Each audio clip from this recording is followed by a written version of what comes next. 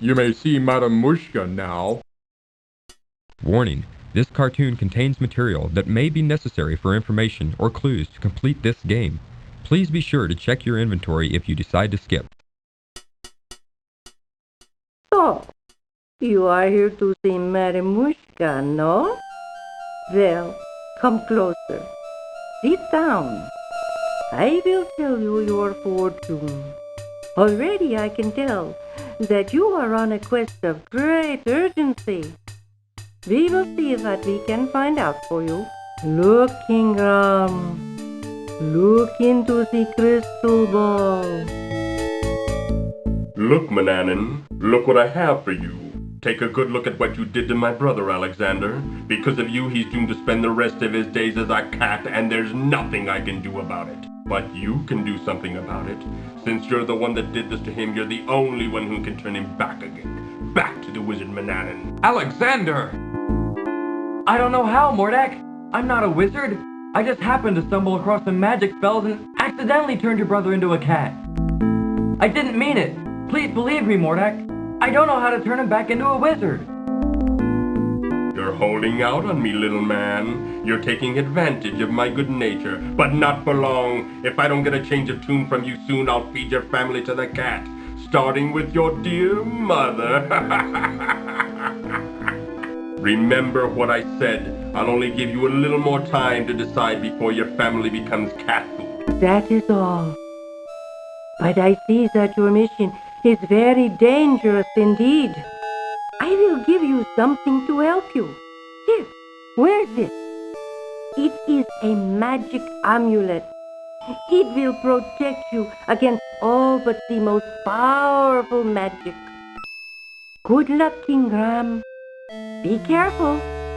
That Mordek is a bad one. Thank you, Madam Mushka.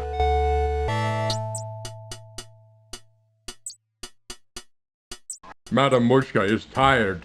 No more for today.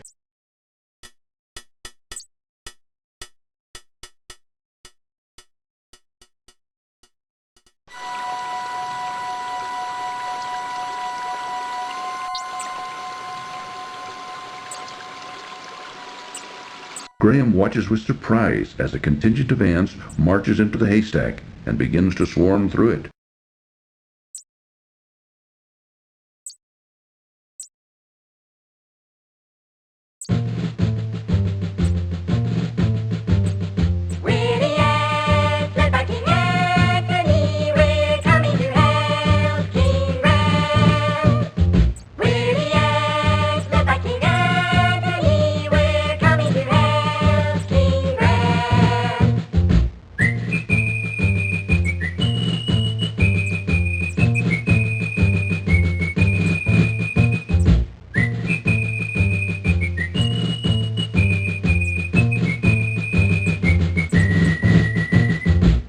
I'm glad to see there was a way that we could be of help to you.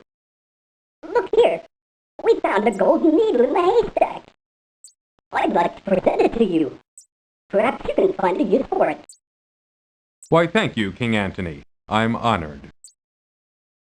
Good luck in your travels, King Graham. And be careful.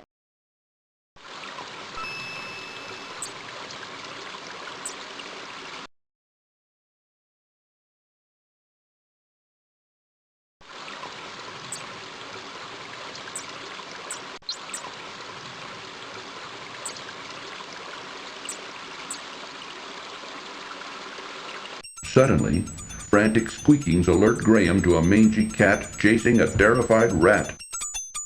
Pouncing, the scroungy cat catches a large gray rat in its wicked claws.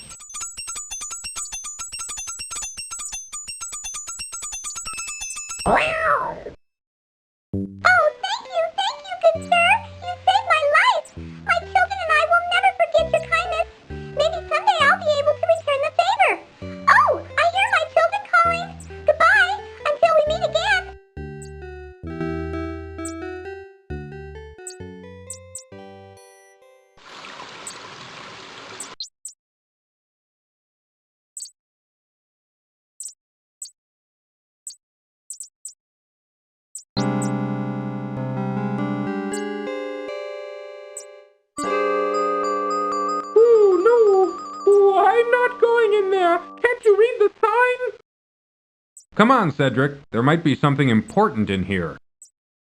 Go if you want to. I'll wait here. And snarling roots, creeping vines, decaying logs, twisted, gnarled trees, the close feeling of the gloomy forest quickly overwhelms Graham.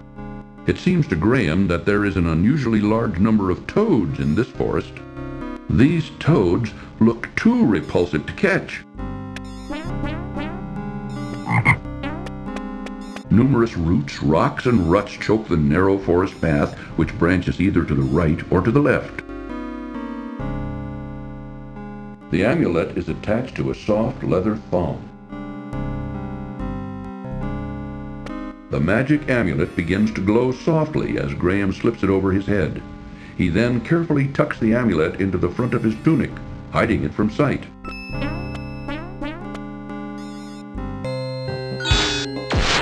To Graham's great relief, it appears that the witch's magic has been stopped by the amulet he is wearing, just as Madame Mushka said it would.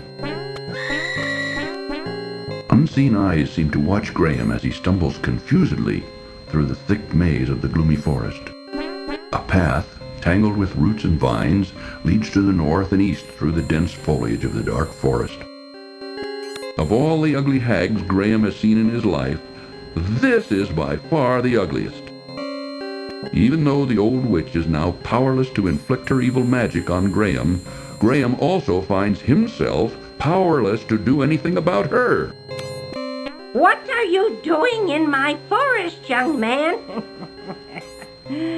Don't you know you're trespassing? Oh, I didn't know this was a private forest. Do you own it? Of course I own it. It's mine. And what did you do to my magic? I don't think you need to know. Now tell me something. How does one leave this confusing forest? I'll never tell. I'm afraid you're stuck, dearie. Now you're my prisoner. We'll see about that. Yes, won't we?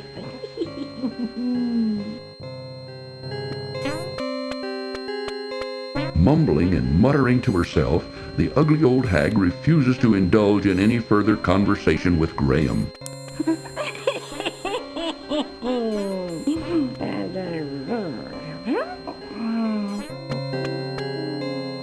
The amulet is already working its defensive magic on the witch. Don't try to bribe me with that, dearie. I'm not dumb, you know.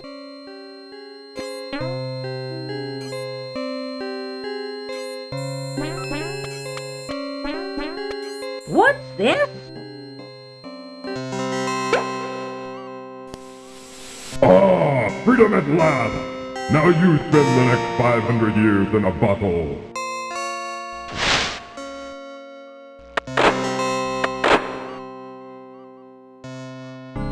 Good. That old witch won't be seen here for a long time. But now, how to get out of this dreadful forest?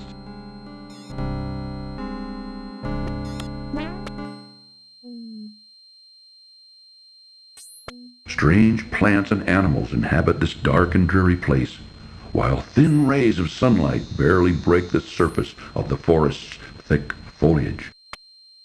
From here, the narrow rocky path leads east and south through the gloomy forest. A large, rock-like creature blocks further passage to the west.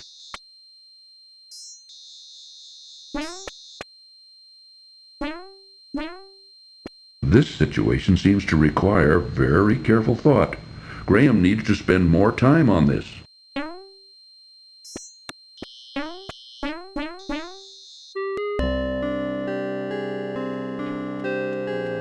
A crude, misshapen structure, which remotely resembles a house, sits forlornly in the center of the gloomy forest. A crevasse spewing hot steam and licks of flames surrounds it. A small door fronts the odd structure. Spitting hot steam and flames, a deep crevasse surrounds the strange little house. A grotesque bridge of rib-like bones crosses the hot crevasse, where a path continues to the front door of the odd little house. The dark forest seems to encase the witch's bizarre little house like a claustrophobic shroud. The path seems to dwindle down to nothing as it nears the strange structure.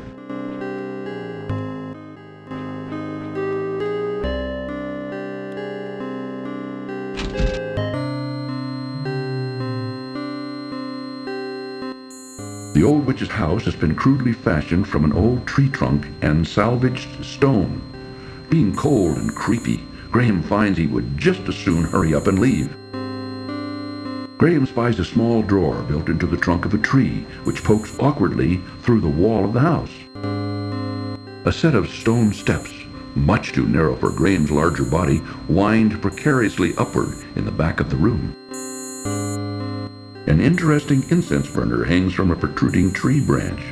Occasionally, from within it, a tiny glint winks. Tucked under a large crack in the wall, which seems to serve as a window, Graham sees an interesting wooden trunk. A small leather pouch is tucked away in the drawer.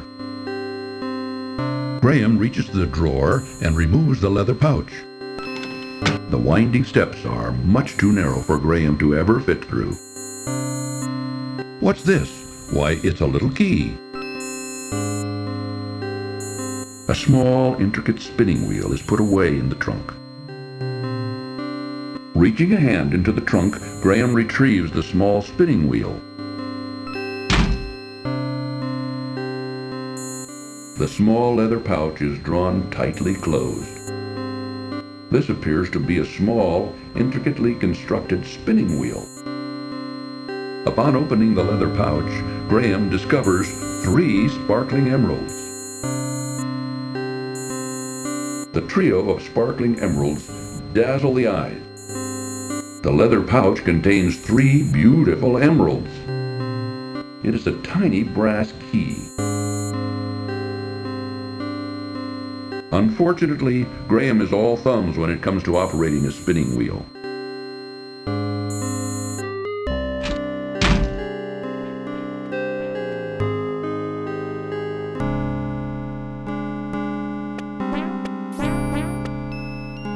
A crude little door has been built into the trunk of this large, grotesque tree. A small door built into the trunk of a large twisted tree catches Graham's attention. A slimy path leads from the forest floor up to the base of a large, misshapen tree. Graham tugs firmly on the door in the tree, but finds it securely locked. Graham finds that the little key fits perfectly in this lock. Graham is charmed to find a little golden heart inside the door of the twisted old tree. Reaching into the little door of the tree, Graham extracts the little golden heart. The small heart is made of pure gold. There is nothing else inside the little door of the tree.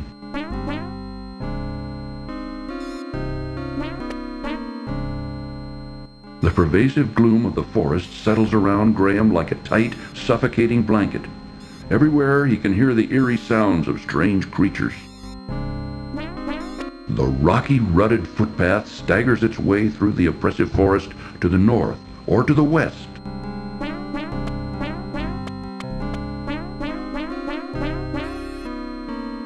The dark forest seems to close in on Graham as he tentatively makes his way through it.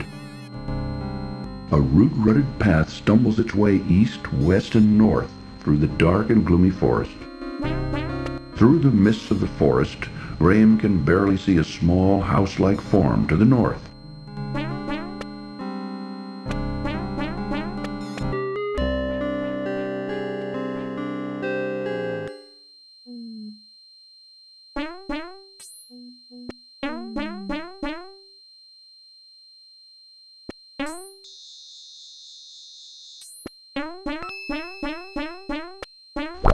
Graham squeezes the honeycomb as hard as he can, which causes the honey to drip out of it onto the ground, creating a sticky little puddle at his feet.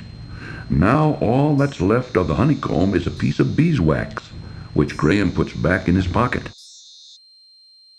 A sticky puddle of honey lies on the ground. Graham carries a softened lump of beeswax.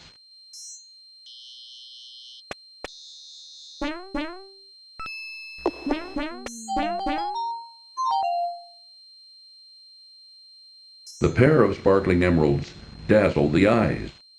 The leather pouch contains 2 beautiful emeralds.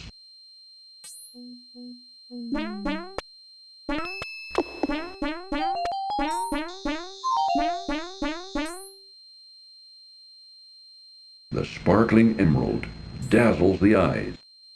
The leather pouch contains 1 beautiful emerald.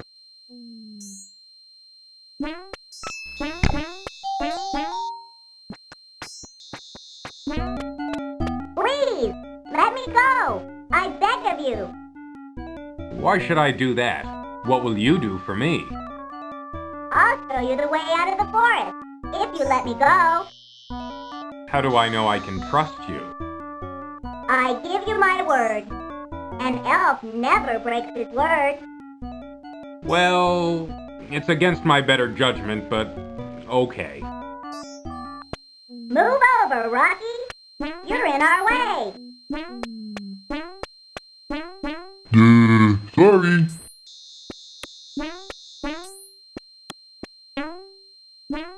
Rocky has moved aside to allow Graham another passage through the forest. The rock-like creature is not inclined to move farther. Rocky isn't talking anymore.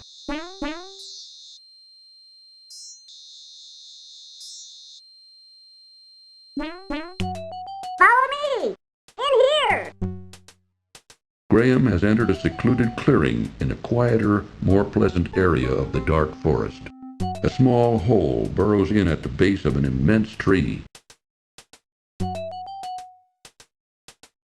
Warning: this cartoon contains material that may be necessary for information or clues to complete this game.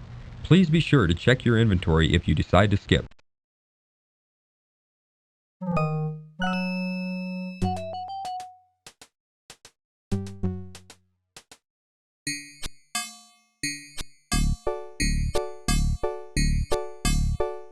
Hey! Over here! I've got something for you.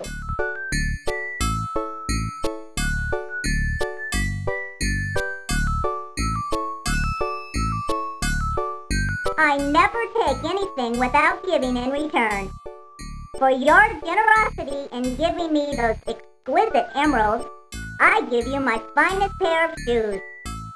May they help you in your quest. Follow that passage over there. It's the way out of the dark forest. Thank you very much for all your help. I'm sure I'll be able to find a use for these fine shoes.